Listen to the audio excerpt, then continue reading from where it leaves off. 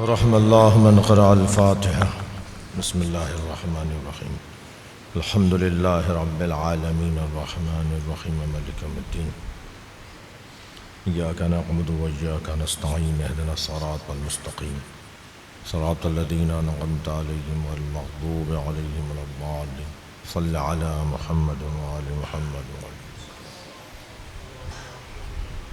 أعوذ بالله من الشيطان الرجيم.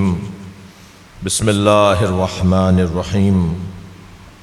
الحمد لله الذي لا يبلغ مدحته القائلون ولا يحصي نعماءه العادون ولا يعدي حقه المجتهدون الذي ليس لصفته حد محدود ولا نعت موجود ولا وقت معدود ولا أجل ممدود فطر الخلائق بقدرته ونشر الرياح برحمته. الصلاة والسلام على الرسول المسدد المصطفى الأمجد المحمود الأحمد سيدنا ومولانا ومولى الكونين جد الحسن والحسين عاني بالقاسم محمد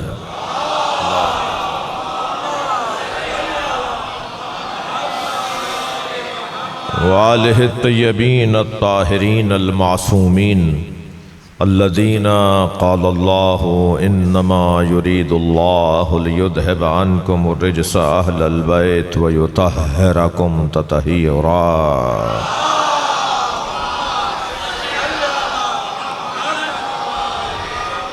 ولعنة الله على أعدائهم أجمعين من يوم عداوتهم إلى قيام يوم الدين. أما بعد، قال الحكيم في قرآن الكريم: بسم الله الرحمن الرحيم. وإذ قالت الملائكة يا مريم إن الله اصطفاك وطهرك واصطفاك على نساء العالمين.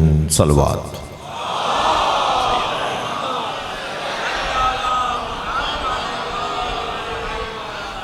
سورہ فاتحہ کی التماس ہے مرحومہ مغفورہ افشاں اطہر جعفری بنت خورشید احمد جعفری زوجہ اطہر جعفری رحم اللہ من قرأ الفاتحہ.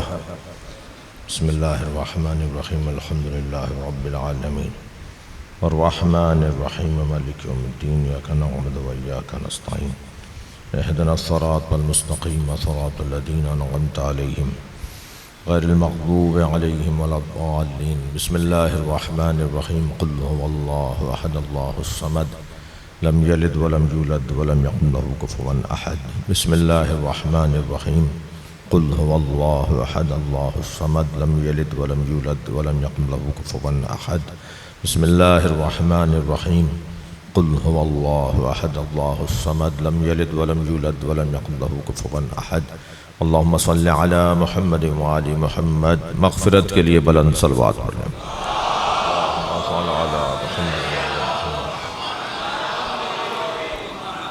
اس سے بلند صلوات دیا کریں.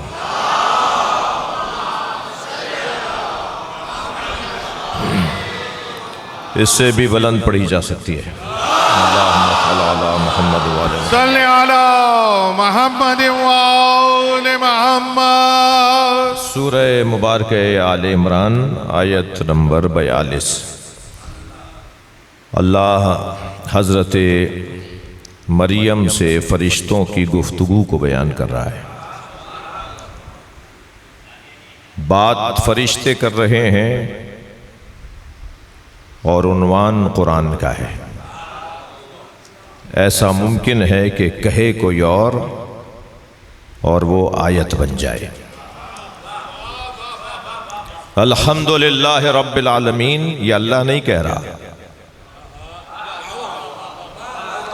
الحمدللہ رب العالمین الرحمن الرحیم مالک یوم الدین. شاید یہاں تک کسی کو شبہ ہو میری بات میں، مگر ایاک نعبد و ایاک نستعین اللہ نہیں کہہ رہا. ہم تیری ہی عبادت کرتے ہیں اور تجھ ہی سے مدد مانگتے ہیں. پہلے تو میں اہل ولا سے اسی مرحلے پر ایک اور مفہوم کی طرف توجہ چاہوں گا۔ الحمدللہ رب العالمین، حمد ہے اس اللہ کے لیے جو عالمین کا رب ہے۔ حمد ہے الحمدللہ، حمد ہے اللہ کے لیے۔ کیوں؟ رب العالمین، اس لیے کہ وہ عالمین کا رب ہے۔ عالمین کا رب کیوں ہے؟ اس لیے کہ الرحمن الرحیم۔ الرحمن الرحیم کا مطلب کیا کہ مالک یوم الدین۔ ایک آیت دوسری آیت کی تفسیر کر رہی ہے، پھر فوراً کہا ایاک نعبد و ایاک نستعین، ہم تیری ہی عبادت کرتے ہیں اور تجھی سے مدد مانگتے ہیں۔ جو تیری ہی عبادت کرتے ہیں، تجھی سے مدد مانگتے ہیں، یہ تیری عبادت کیا کرتے ہیں، اس کے لیے کیا مدد مانگتے ہیں؟ مدد یہ مانگتے ہیں کہ اہدنا الصراط المستقیم۔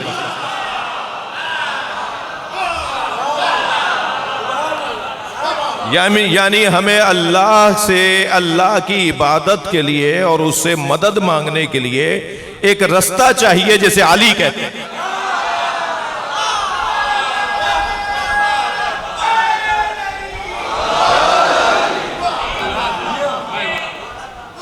اب یہ کلام اہدنا الصراط المستقیم، ہمیں سیدھے رستے پہ قائم رکھیے، اللہ بولے گا۔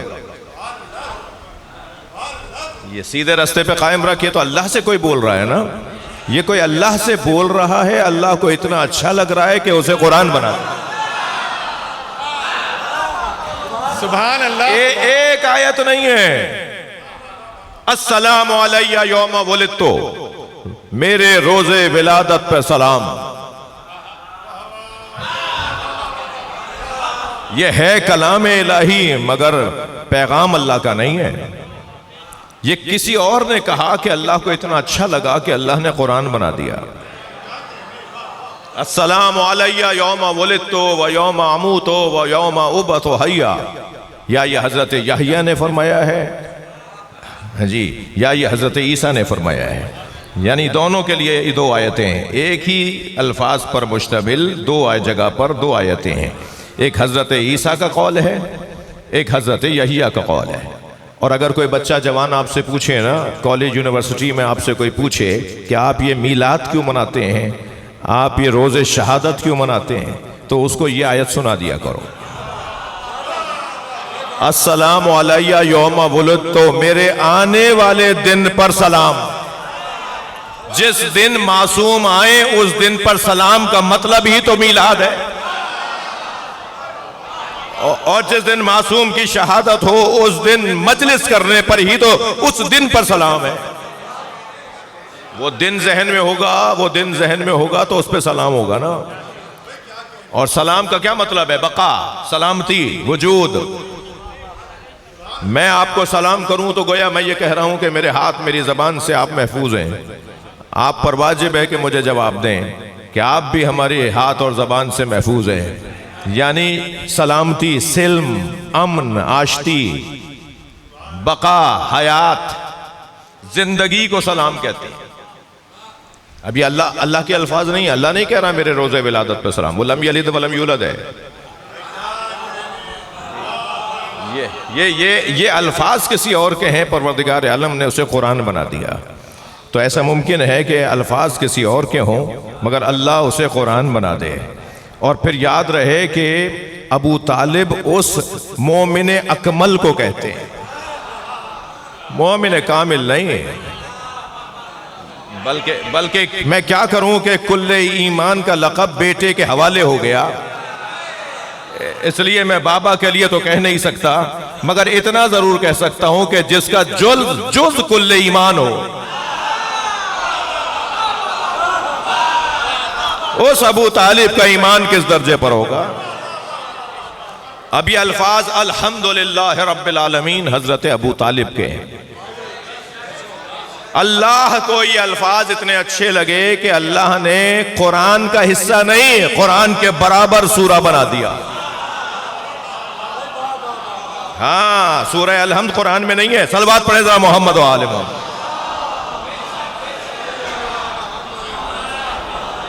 قرآن شروع ہو رہا ہے، ابھی یہاں قرآن مصحف رکھا ہوا ہے، ابھی میرے ہاتھ میں کوئی دے دے تو پتہ ہی ہے سورہ کہاں سے، قرآن شروع کہاں سے ہو رہا ہے؟ الف لام میم سے۔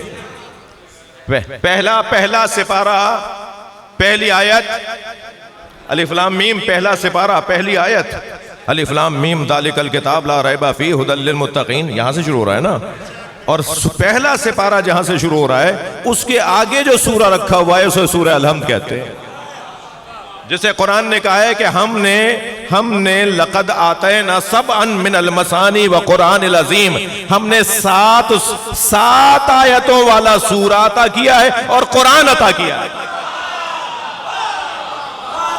یعنی سورہ مبارکہ الحمد علیحدہ اور پورا قرآن علیحدہ.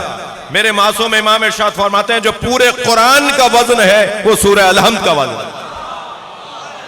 تم تو ابو طالب کا کلمہ ڈھونڈتے ہو، قرآن ابو طالب کو ڈھونڈتا ہے. نعرہ حیدری. جو الفاظ حضرت ابو طالب نے کہہ دیے مولانا، جو الفاظ حضرت ابو طالب نے کہہ دیے، اللہ نے اسے اتل قرآن بنا دیا، اسے ثقل قرآن بنا دیا. ابو طالب علیہ السلام کے الفاظ کو اللہ نے قرآن کے برابر سورہ بنا دیا. 6000 کچھ آیات ایک طرف، 114 سورہ ایک طرف اور سورہ الحمد کا وزن ایک طرف. یہ الفاظ میں اس وقت سورہ الحمد کی تفسیر کا سوچ کے نہیں آیا اور میں اپنے مضمون سے دور ہونے کا خوف بھی کھا رہا ہوں. اتنا ضرور کہوں گا کہ یہ پورا سورہ پورے قرآن کا خلاصہ ہے. جیسے ہر کتاب کے شروع میں فہرست ہوتی ہے نا، جو اہل مطالعہ ہوتے ہیں وہ پوری کتاب نہیں پڑھتے، وہ پہلے فہرست پڑھتے ہیں. اگر فہرست میں دم ہوتا ہے تو پھر صفحہ کھولتے ہیں.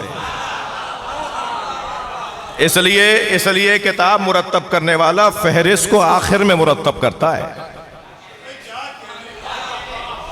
اہل دقت بیٹھے ہوئے ہیں.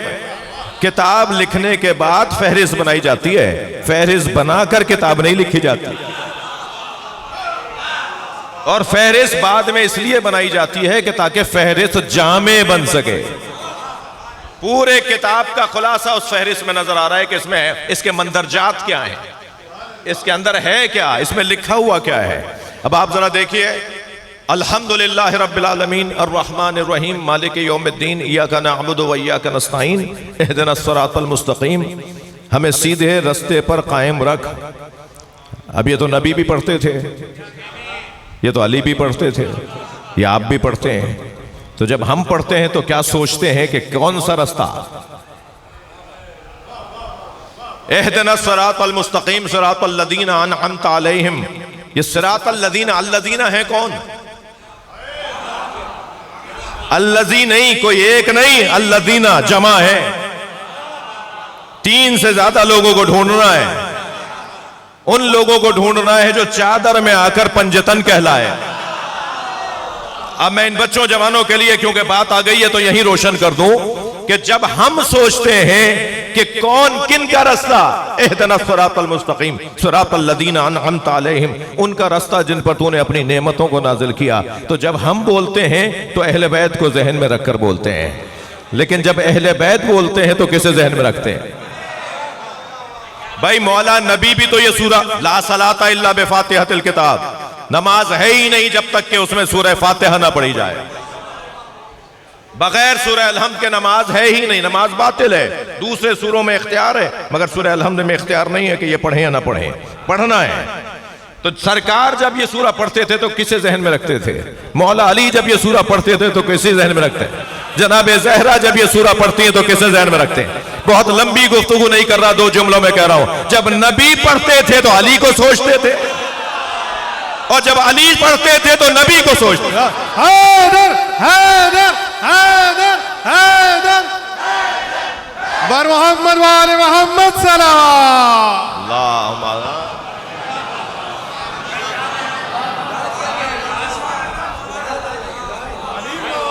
الفاظ کسی اور کے ہیں مگر اللہ نے اسے قرآن بنا دیا. وَإِذْ قَالَتِ الْمَلَائِكَةُ يَا مَرْيَمُ إِنَّ اللَّهَ اصْطَفَاكِ وَطَهَّرَكِ وَاصْطَفَاكِ عَلَى نِسَاءِ الْعَالَمِينَ. یاد کرو میرے حبیب، جب فرشتوں نے، ملائکہ نے مریم سے کہا اے مریم اللہ نے تمہیں چن لیا ہے، اللہ نے تمہیں مطہرہ قرار دیا ہے، اللہ نے تمہارا انتخاب کیا ہے عالمین میں۔ 1,24,000 نبیوں کا وزن اور کائنات کی 4 مقدس بیویوں کا وزن، ذرا دیکھیے تو صحیح جی۔ یہ جو اللہ کا نظام ہے نا، اس میں خواتین کا کیا مقام ہے، ذرا محسوس کیجئے گا۔ خاتون 4 روپ اپناتی ہے بھائی، 4 کردار اپناتی ہے خاتون۔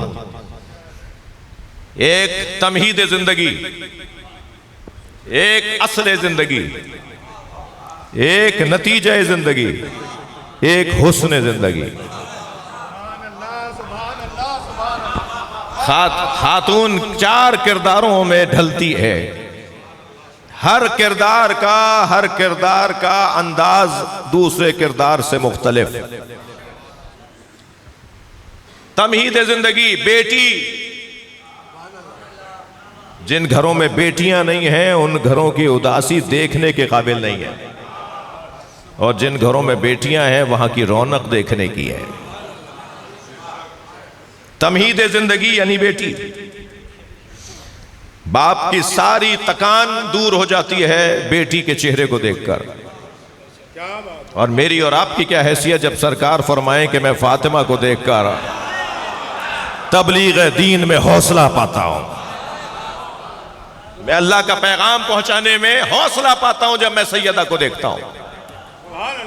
جو بیٹی نبی کے لیے تمہید زندگی بن جائے، جسے دیکھ کر جینے کی آس بڑھے، جو خود نبی کے لیے جنت بن جائے، جو خود نبی کے لیے سکون بن جائے، جس کو دیکھ کر سرکار دو جہاں گویا اپنی تبلیغ اور اپنے پیغام میں حوصلہ پاتے ہوں۔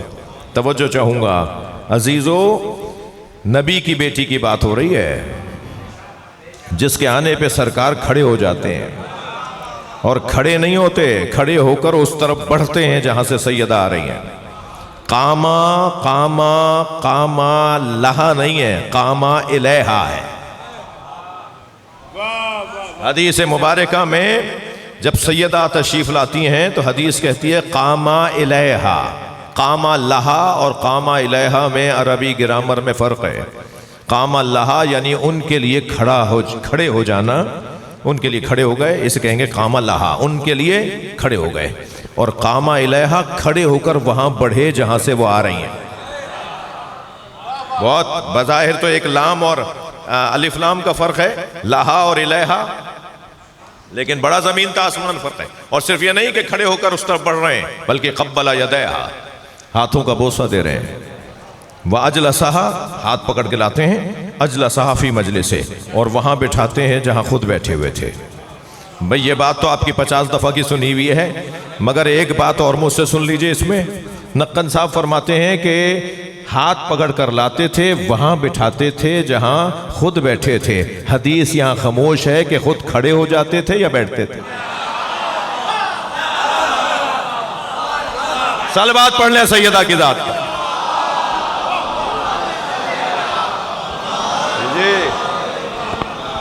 حدیث خاموش ہے۔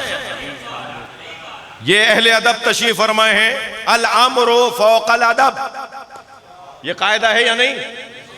الامر فوق الادب، ادب کہتا ہے کہ کچھ اور کرنا ہے، امر کہتا ہے کچھ اور کرنا ہے۔ یعنی ادب کو ادب بن جاتا ہے جب امر پر عمل کیا جائے، یعنی وہی ادب ہو جاتا ہے کہ جب امر پر عمل کیا جائے۔ میرا دل نہیں مان رہا یہ کام کرنے کو، مگر میرا بڑا کہہ رہا ہے ایسا کرو، تو جب میرا بڑا کہہ رہا ہے کہ ایسا کرو تو یہی ادب ہے، ایسا کرنا ہی ادب ہے۔ اب سرکار جب سیدہ کو اپنی جگہ بٹھا دیتے تھے تو اگر سرکار کھڑے ہیں تو امر یہ ہے بیٹھی رہو۔ یہ نبی کی بات کر رہا ہوں۔ سرکار نے آخری رحلت سے کچھ مدت پہلے جو وصیتیں فرمائیں، ان میں ایک وصیت یہ فرمائی، یا علی فافعل ما تؤمر، یا علی تم وہی کرو گے جو سیدہ کہیں گی۔ یہ بچہ سوال کرتا ہے جب مولا گھر میں تھے تو دروازے پہ بی بی کیوں آئیں؟ سمجھ میں آ گئی بات؟ جب مولا گھر میں تھے تو سیدہ دروازے پر کیوں آئیں؟ اس لیے کہ نبی کہہ گئے تھے جو میری فاطمہ امر کرے اسے اس پر عمل کرو. میں جاؤں گی تو سیدہ کا حکم ہے کہ میں جاؤں گی. اب حکم پر ہی عمل در حقیقت ادب ہے. ہاں یہ ہے بیٹی نبی کی، یہ کوئی معمولی وجود نہیں ہے. دیکھیے ایک معمولی سی فلسفی بحث ہے، اور آپ کو خاص طور پہ اہل دقت کو دیکھ کر بعض کند ہم جنس پرواز تو دل کرتا ہے کہ تھوڑا سا اور اہتمام بڑھایا جائے. جی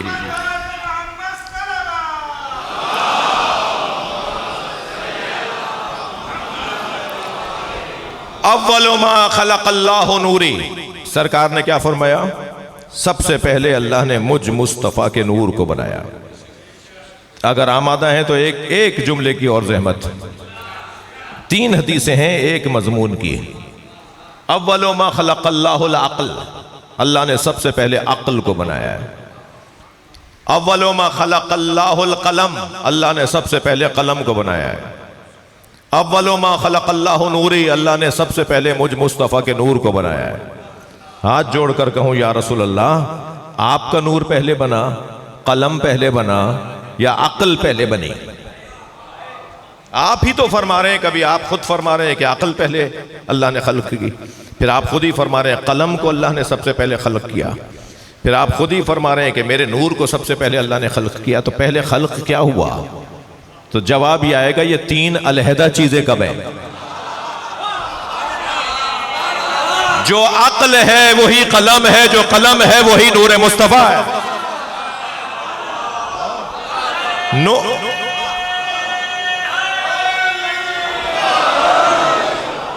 نون والقلم وما یسطرون، نون قسم ہے قلم کی اور ان سطروں کی جو اس قلم کے ذریعے لکھی گئیں. وہ قلم کون ہے کہ جس سے سطریں لکھی گئیں، اور اس قلم کے ساتھ وہ سطریں کون ہیں جن کی قسم اللہ کھا رہا ہے؟ اللہ کے قلم کو محمد کہتے ہیں، اللہ کے قلم کو محمد کہتے ہیں، اور قلم سے لکھی گئی سطروں کو اہل بیت کہتے ہیں. اللہ نے قلم کے ذریعے سے اس پوری کائنات کو، جس قلم کے ذریعے، پتہ نہیں یہ کون ملا تھا جو کہہ رہا تھا انہیں لکھنا نہیں آتا تھا.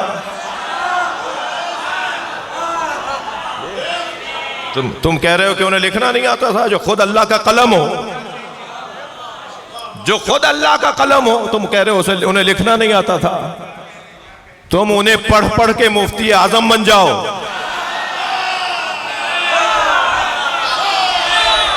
صلوات پڑھ لیں محمد و آل محمد.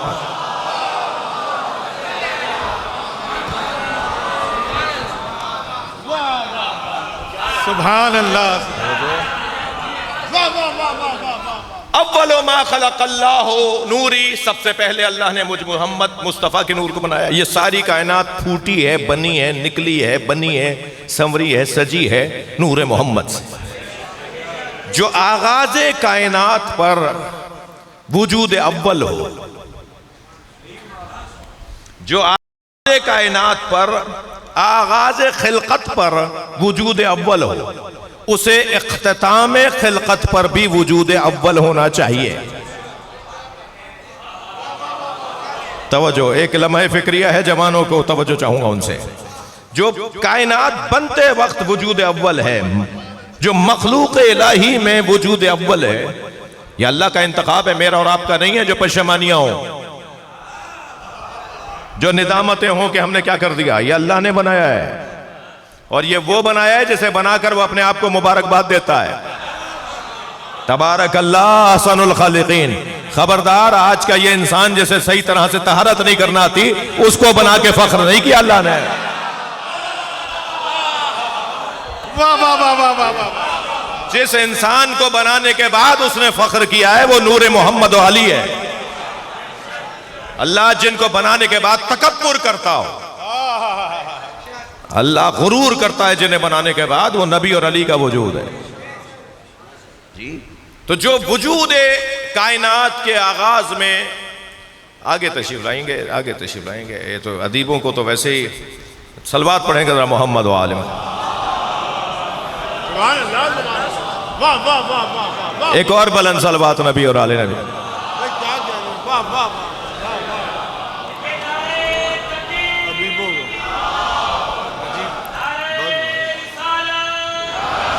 ناصر بھائی آپ بھی آگے آ جائیں تو اچھا لگے گا مجھے. ایک اور بلند صلوات. اللہم صلی علی محمد و آل محمد. بھائی آغاز اور ابتدائے تخلیق ابتدائے کائنات میں جو وجود اول ہے یہ اللہ کا انتخاب ہے بھائی. آخر تک وہی رہے گا, باقی سب تو فعل میں رہیں گے.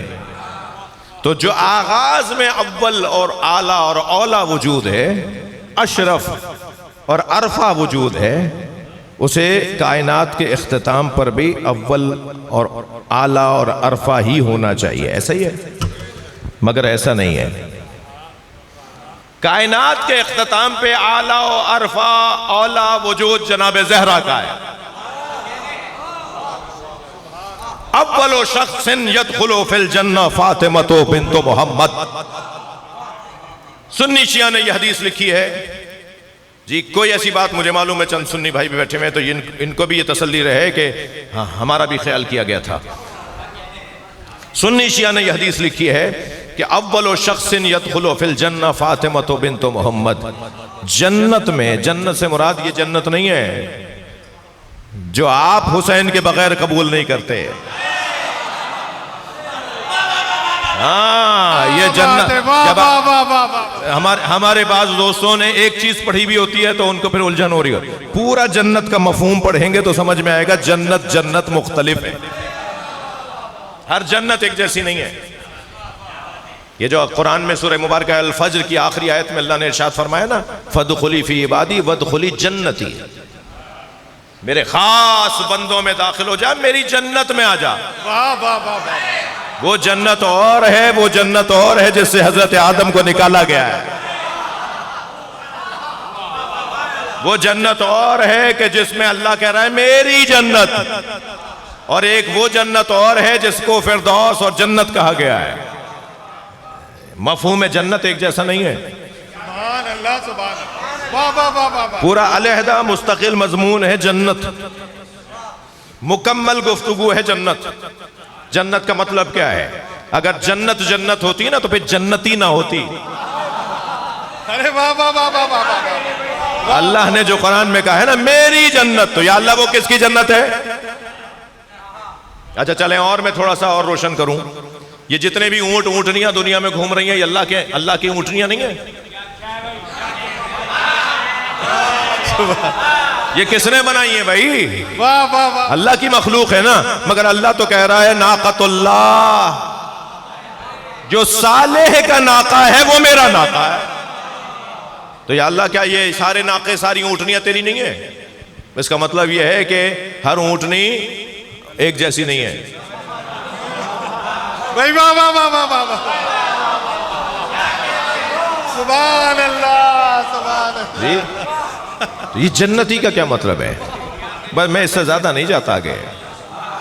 یہ جنتی کا کیا مطلب ہے؟ یہ اس کا مطلب ہے کہ جنت مختلف ہے, ہر جنت ایک جیسی نہیں ہے. مثلاً وسیق الذین اتقوا ربهم الى الجنہ زمرا, کچھ لوگوں کو جنت میں دھکا دے کے لے جایا جا رہا ہوگا. وہ لوگ ہوں گے جو صاحب تقوی ہوں گے. صاحب تقوی لوگوں کو جنت میں دھکا دے کر لے جایا جا رہا ہوگا, اور وہ جانے کو تیار نہیں ہوں گے. تو جنہیں جانے کا شوق ہوگا وہ کہیں گے من ہم, کون ہے یہ؟ ہم تو جانا چاہتے ہیں تو ہمیں کوئی نہیں لے جا رہا, اور جنہیں لے جا رہے ہیں وہ جانا نہیں چاہتے. یہ کون ہے کہ جو جنت میں ہی نہیں؟ بھائی دوزخ میں دھکا دے کر لے جانا تو سمجھ میں آتا ہے, مگر جنت میں دھکا دے کے لے جانے کا کیا مطلب ہے؟ اس کا مطلب کچھ اور ہے. اس کا مطلب یہ ہے کہ جو انہیں جنت مل رہی ہے انہیں کچھ اور جنت چاہیے.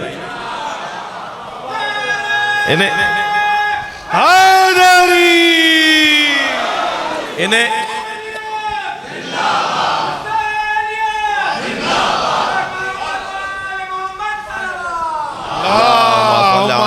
صلی علی محمد وآل محمد. یہ جنت میں جانے کو تیار نہیں ہے تو پھر جنت کے شوقین کہیں گے کہ من ہم، یہ کون ہے؟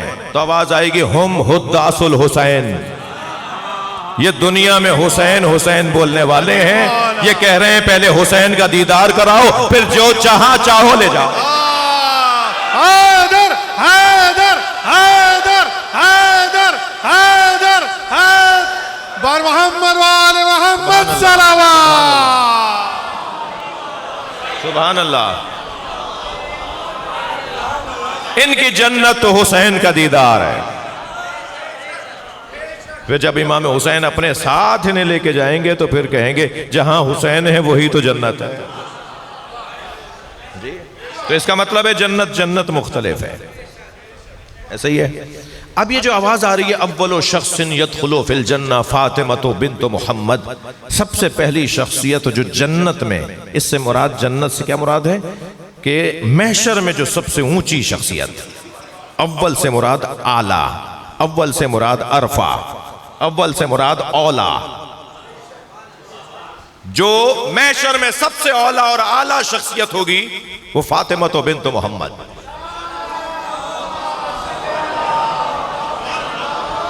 وہ جناب زہرا کی ذات. تو اب میرا سوال ابھی تک باقی ہے. سوال یہ ہے کہ جو کائنات کے آغاز میں اول و اعلیٰ اور اولا اور ارفع شخصیت ہو، اسے کائنات کے اختتام پر بھی اعلیٰ اولا ارفع شخصیت ہونا چاہیے. یہ اللہ کا انتخاب ہے، اللہ کا بنایا ہوا ہے. میرا اور آپ کا کام نہیں ہے جو آئندہ ایڈیشن میں ٹھیک ہو جائے گا. یہ اللہ کا کام ہے. اللہ کا کام ہے تو پھر اللہ کا کام اتنا مکمل ہے کہ اسے آخر تک چلنا ہوگا. مگر وہ آخر تک نہیں چل رہا، اس کا مطلب کچھ اور ہے. سرکار سب سے اعلیٰ، سیدہ اختتام کائنات میں سب سے اعلیٰ. جواب کیا ہے؟ جواب یہ ہے یہ دو کب ہیں؟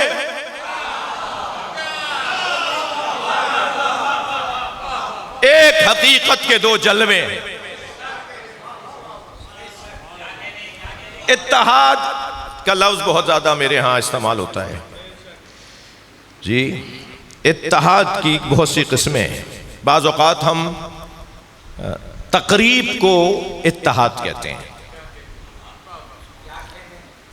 یہ تقریب مذاہب، تقریب ادیان کو ہم اتحاد بین المسلمین بولتے ہیں. اتحاد تو ہو نہیں سکتا، یعنی جو میں بات کر رہا ہوں وہی اللہ کرے منتقل ہو. جی اتحاد اس معنی میں نہیں ہو سکتا. اتحاد ایک کو دوسرے میں ضم ہونے کو کہا جاتا ہے. ہم تو ایک دوسرے میں ضم نہیں ہوتے. تم اپنی جگہ رہو، ہم اپنے ایک جگہ رہیں، ساتھ بیٹھ کر بات کریں گے، ساتھ بیٹھ کر کچھ امور کو مشترکہ طور پہ لے کے چلیں گے جو تمہارے ہاں تمہارے اعتبار سے ہیں، میرے ہاں میرے اعتبار سے ہیں، مگر وہ تمہارے ہاں بھی چیز ہے، میرے ہاں بھی چیز ہے. تو ہم مل کر اس چیز کو لے کے چلیں گے. جسے ہم اتحاد کہتے ہیں، ہم رائج زبان میں اتحاد کہتے ہیں، علمی دنیا میں اسے تقریب کہتے ہیں. لہذا آفرین ہے انقلاب اسلامی ایران کے بعد جو عالمی سطح پر جو مسلمانوں کے درمیان وحدت کا ادارہ بنایا گیا، اس کا نام اتحاد بین المذاہب قرار نہیں دیا گیا بلکہ تقریب بین المذاہب قرار دیا. ہاں ادارے کا نام ہی تقریب بین المذاہب ہے. مذاہب کے درمیان قرب تو ہو سکتا ہے، ساتھ بیٹھتے ہیں بھائی، ساتھ بیٹھیں گے، مگر ہم ایک دوسرے میں ضم تو نہیں ہونا چاہتے. تم رہو، ہم رہیں گے، مگر مشترکہ طور پر کوئی جد و جہد کرنا چاہتے ہیں، اسے ہم تقریب کہتے ہیں. لیکن اتحاد کا مطلب یہ ہے کہ ایک میں ضم، دوسرا پہلے میں ضم، اور کبھی وہ لگے کبھی وہ لگے. اتحاد کا یہ مطلب ہے. اب عزیزان گرامی ذرا محسوس کیجئے گا، جب کبھی وہ لگے اور وہ لگے، اس کیفیت کو کہتے ہیں اتحاد. سیدہ کبھی نبی لگے اور نبی کبھی سیدہ لگے. علی کبھی نبی لگے، نبی کبھی علی لگے، الا لا نبی آبادی، یہ واضح رہے۔ مولا علی کے لیے تو یہ واضح ہے۔ بھائی تھوڑا سا ساتھ دیگے میری بات کے، مولا علی کے لیے تو یہ واضح ہے کہ سرکار نے فرمایا یا علی اما ترضا ان تکون منی بے منزلت ہارون من موسیٰ، یا علی تم اس بات پر راضی ہو تمہاری میرے ساتھ وہی نسبت ہو جو ہارون اور موسیٰ میں تھی۔ یہ کہہ کر اگر سرکار خاموش ہو گئے ہوتے تو پھر ایک الجھن ہو سکتی تھی کہ ہارون بھی تو نبی تھے، موسیٰ بھی نبی تھے، ہارون بھی نبی تھے، تو فوراً سرکار نے فرمایا الا لا نبی آبادی، میرے بعد کوئی نبی آنے والا نہیں ہے، میرے بعد کوئی نبی آنے والا نہیں ہے۔ الا لا نبوت آبادی بھی ہے، میرے بعد نبوت ہی نہیں ہے۔ یہ میرے بچوں کچھ اور مت لینا اس بات سے، مطلب یہ ہے کہ قلمدان نبوت ہی باقی نہیں ہے۔ اگر یہ علی گزشتہ زمانوں میں آتے تو ایسے ہی تو نبی ہوتے، لیکن جس زمانے میں علی آ رہے ہیں اس زمانے میں نبوت کی ضرورت ہی نہیں ہے، قلمدان نبوت ہی ختم ہو گیا، اس سے بڑی چیز آ گئی ہے، اس سے بڑا قلمدان آ گیا، اس سے بڑی وزارت آ گئی ہے۔ بھائی نبی کا کام، نبوت کا کام خبر رسانی، ادارہ خبر رسانی کو نبوت کہا جاتا ہے، خبر رسان کو نبی کہا جاتا ہے۔ تھوڑی گردن ہلاؤ، بات جا رہی ہے تو۔ ادارہ خبر رسانی کو نبوت کہا جاتا ہے اور خبر فہمانی کو رسالت کہا جاتا ہے۔ جب خبر سمجھا دی جائے تو وہ رسالت ہے، اور ان خبروں کے مطابق منزل تک پہنچانے کو امامت کہا جاتا ہے، جسے ایصال الی المطلوب کہا جاتا ہے۔ صلوات پڑھیں ذرا محمد و آل محمد۔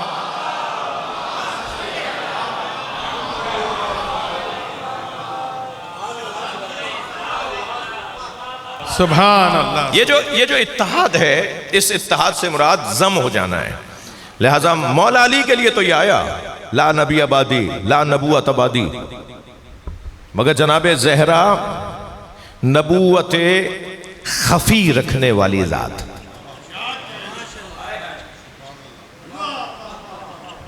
بہت ساری باتیں دل کرتا ہے کہ کریں، ان بچوں کو پتہ ہونا چاہیے۔ جی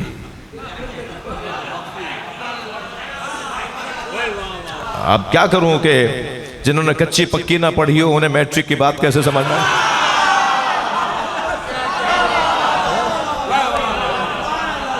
اب کیا کریں، وہ ٹھنڈے کمرے میں بیٹھا ہوا کوئی ویڈیو سنے گا، کوئی وہ مجلس سنے گا لیٹ کر بیٹھ پر، اور وہ کہے گا یہ کیا بول دیا، وہ کیا بول دیا۔ ارے بھائی تم اگر حاضری کی نیاز میں آئے ہوتے، یہ جو نیاز اس وقت بٹ رہی ہے نا، بہت دیر سے نیاز بٹ رہی ہے، یہ سارے مولا کے ذاکرین نیاز بانٹ رہے تھے، میں بھی اس وقت نیاز بانٹ رہا ہوں نا، تو یہ جو نیاز بٹ رہی ہے یہ حاضری کی نیاز ہے۔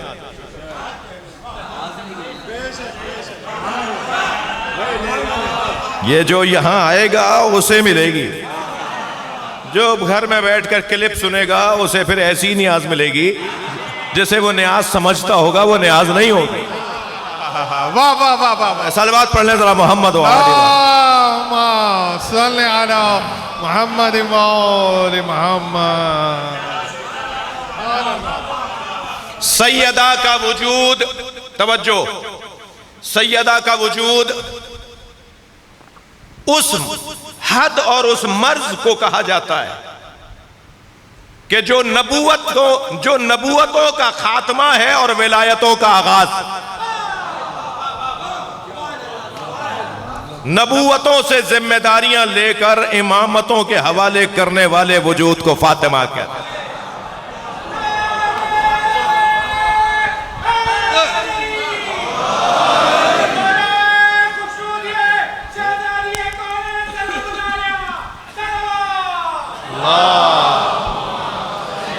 سبحان اللہ سبحان۔ وہ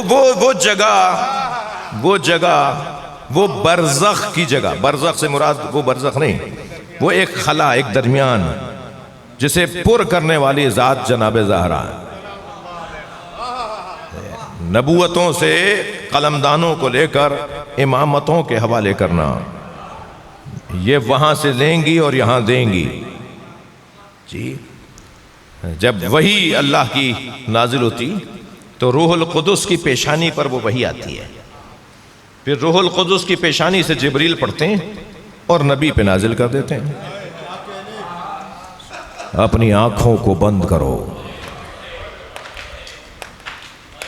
اپنی آنکھوں کو بند کرو۔ میں ارادہ رکھتا تھا کہ اس حدیث کی شرح کروں، لیکن میں آپ سے چاہوں گا کہ کبھی موقع ملے تو اس حدیث کی شرح ہو فضائل میں۔ اپنی آنکھوں کو بند کرو، غدو ہے مولانا، اغمزو نہیں ہے، اخفزو بھی نہیں ہے۔ غدو، اغمزو، اخفزو، یہ تینوں لفظ آ سکتے تھے، مگر جو سب سے شدید لفظ ہے، سب سے عظمت میں اونچا لفظ ہے، سیدہ کی عظمت جس میں سب سے زیادہ، ان لفظوں میں ہی لائے گا نا اللہ، تو لفظوں میں جو سب سے اچھا لفظ ہے وہ اللہ لے کر آیا ہے قیامت کے دن۔ اپنی آنکھوں کو بند کرو، حتیٰ تجوز و فاطمہ، تاکہ فاطمہ کی سواری گزرے۔ نبی فرماتے ہیں ابعث علی البراق، میں براق پر بٹھا کر لایا جاؤں گا، وَيُبْعَثُ عَلِي عَلَى نَاقَتِي، اور علی میرے ناقے پہ لا کر بٹھائے جائیں گے اور میرے ناقے پر بٹھا کے لائے جائیں گے۔ وَيُبْعَثُ الْحَسَنُ وَالْحُسَيْنُ عَلَى الدَّوَّابَيْنِ عَلَى نَاقَتَيْنِ، حسن حسین اپنے اپنے ناقوں پر بٹھا کے لائے جائیں گے۔ وَيُبْعَثُ الْأَنْبِيَاءُ عَلَى الدَّوَّابِ، اور ہر نبی اپنی اپنی سواری پر ہوگا۔ یہاں کہہ کر نبی نے اب اس کاروان ہدایت کی سالاری کو بیان کیا۔ وَتُبْعَثُ فاطمہ امامی علی العذبہ، اور فاطمہ عذبہ بھی، عذبہ نامی، عین ضاد بے الف حمزہ، عذبہ، فاطمہ عذبہ نامی سواری پر بٹھا کے لائی جائیں گی جو میری سواری کے آگے چلے گی۔